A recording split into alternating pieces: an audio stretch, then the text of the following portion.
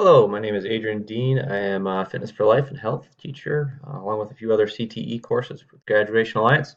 Um, so today I'm going to walk you through activity 2.4.1, just kind of give you some tips and pointers and what we're looking for, just a little bit of an overview here.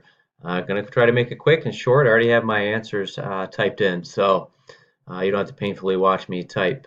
What we're looking for in this answer is really some honesty, some honest answers, thinking about what your activity levels, and kind of think some of the things you're doing in your life to be physically active. With a lot of these, with the exception of the last one, there's no really right or wrong answer. We're just looking for some complete thoughts. Where a lot of students get hung up on this and where they do lose some points is they may not use complete sentences, number one.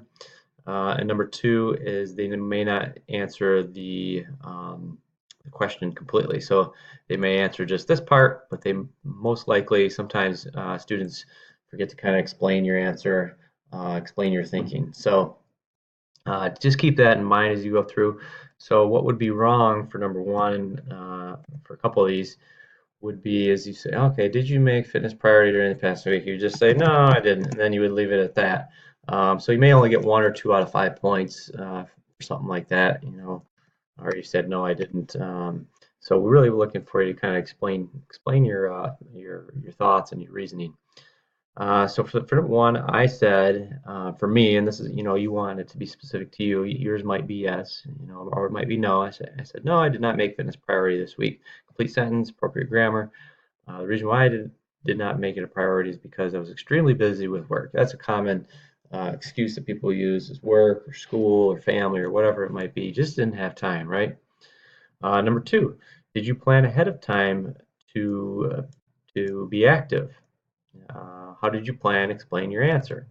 So for me, for my example, I wasn't able to answer this part because my answer was no. No, I did not plan to have time to be physically active. I haven't developed the habit of planning my workouts. That's probably going to be somewhat common if you're not into that habit. You just haven't started doing that yet, or maybe you have in the past and you've just kind of gotten away from it. So um, there's that one, and then the next one.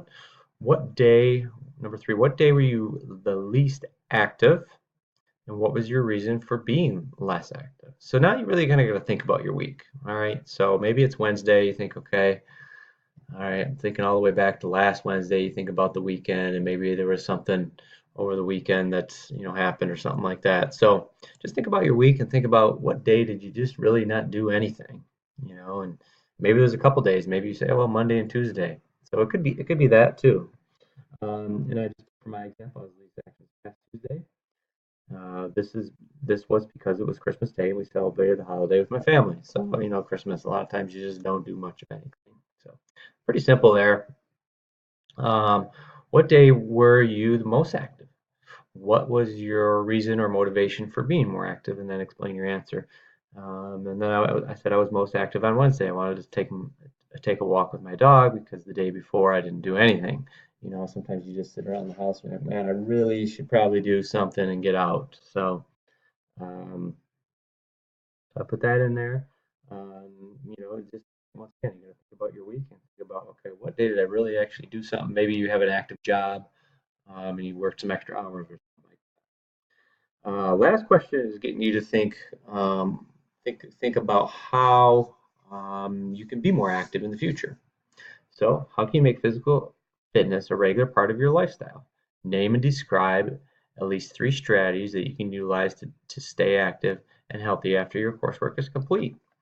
I did number these. You could answer it more in just kind of a, 3 sentences format, but I numbered it. I did that just for kind of a visual because it does say here at least 3 strategies. Sometimes people lose points because they may just say one thing. They may not use complete sentences, that kind of thing. But make sure you get all 3 in there so you get all the points for this question. And then once again, after your coursework is complete. So once again, you're just thinking about long term. What can you do long term to be fit, to be physically active? The reasons I said, number one, I can schedule my physical activities into my weekly schedule. the time of day. Maybe it's every morning or every afternoon, or sometimes people get a lunch break. So I think this is an important one. Another one with our phones is you can set an alarm on your phone to remind me of when you're scheduled to go on a walk, or maybe this is a run, or a workout with weights, or whatever it might end up being. And number three, uh, this is a good one too that a lot of people use, is I can recruit a workout partner to join me in walking and running 3 to 5 times per week. Hopefully, it's a good person and it's a positive person, somebody that's not, it's going to help motivate you, and you're going to help motivate that person. Once again, that's three things that you want to think about there, and once again, they should be individual to something that you think is going to help you and that you've learned from the unit. So with that, that was a quick overview of this lesson. So hopefully it's helped you out and help you on your path to graduation. I wish you the best. Until next time, we'll talk to you then.